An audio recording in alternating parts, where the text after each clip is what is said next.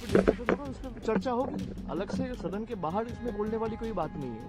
हमने जो लड़ाई मनरेगा में लड़ी थी वो सबके सामने है और हाई कोर्ट ने फैसला सुनाया है। उस फैसले को चैलेंज करते हुए यूनियन ने सुप्रीम कोर्ट में एसएलपी फाइल किया है। उस एसएलपी को सुप्रीम कोर्ट ने डिसमिस कर दिया है। तो जो लड़ाई तृणमूल की या पश्चिम बंगाल सरकार की रहा है मनरेगा में, खास करके 2,70,00,000 जो जॉब कार्ड होल्डर है उनके लिए, वो सारा दुनिया के सामने है।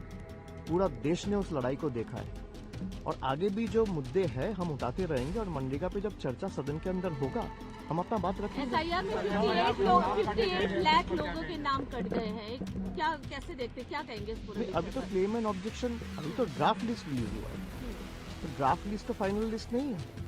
अभी क्लेम एंड ऑब्जेक्शन पीरियड चलेगा आपका 31 जनवरी तक। तो अभी 2 महीना ये कार्यक्रम, ये सिलसिला चलेगा। उसके बाद ही मैं कुछ बोल पाऊंगा जब फाइनल लिस्ट रिलीज होगा। नहीं, ऐसा मैं बिल्कुल सेटिस्फाइड नहीं हूँ, क्योंकि एसआईआर जिस तरीके से किया गया है, मैं बार बार बोला हूँ, जितने बीएलओज आत्महत्या किया है, अपने आप को मारे हैं, तो इससे सेटिस्फाई कोई कैसे हो सकता है? जिस अनप्लैंड वे में एसआईआर को जमीन पे उतारा गया है, जब चुनाव आयोग के पास 2 साल था, उस 2 साल का उपयोग करके आप एसआईआर करते, कोई दिक्कत नहीं है। आप 2 साल का चीज 2 महीने में करेंगे, ये कैसे हो सकता है? बीजेपी बीएलओज को तो कोई तृणमूल ने अपॉइंट नहीं किया है, पश्चिम बंगाल सरकार ने नहीं किया है, इलेक्शन कमीशन ने किया है। They have held the election commission responsible for their death. These BLOs are not being appointed by the party or the state government. They were appointed by the election commission themselves. तो ये दर्शाता है कि how unplanned and washed up exercise SIR in itself was.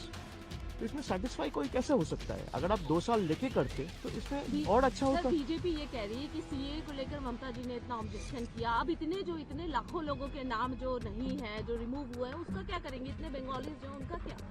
नहीं, BJP को तो हमेशा तोड़फोड़ का ही राजनीति है। बीजेपी से पूछिए भाई, सीए का आपको रूल ड्राफ्ट करने में 5 साल लग गया, जरा पब्लिश करिए। उसके बाद आज तक 2019 में सीए आपने लागू किया, 2019, 20, 21, 22, 23, 24, 25, ये 6-7 साल में अपने कितने लोगों को सीए दिया है? They should publish the list, फिर बात करें। Where is BJP accountability? BJP should be the last one to teach us how to take people into confidence and promote the message of unity and diversity. वो हम लोग की है, BJP का तो कोई अकाउंटेबिलिटी है ही नहीं। असम में जब एनआरसी हुआ, क्या हुआ? कितने लोगों का नाम निकाले गए?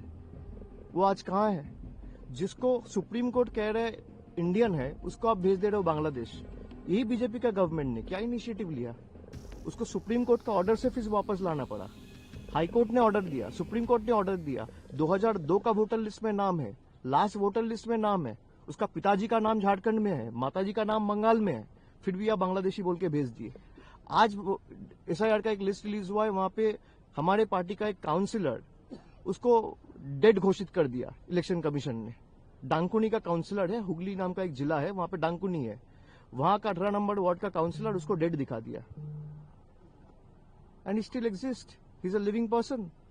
एक आरोप लग रहा है सर कि एसआईआर से आप मुझे जाना दीजिए। एक आरोप लग रहा है सर कि एसआईआर से आप लोग डरे हुए हैं, ये इसलिए कि आप लोग का वोट बैंक कट जाएगा जो घुसपैठ है। ये आप लोग, इस तरीके के जो आरोप लग रहे हैं, ये आप आजकल का पत्रकार जो है वो सवाल पूछते हैं, लेकिन मैं क्या पहले बोला हूँ वो देखते नहीं है।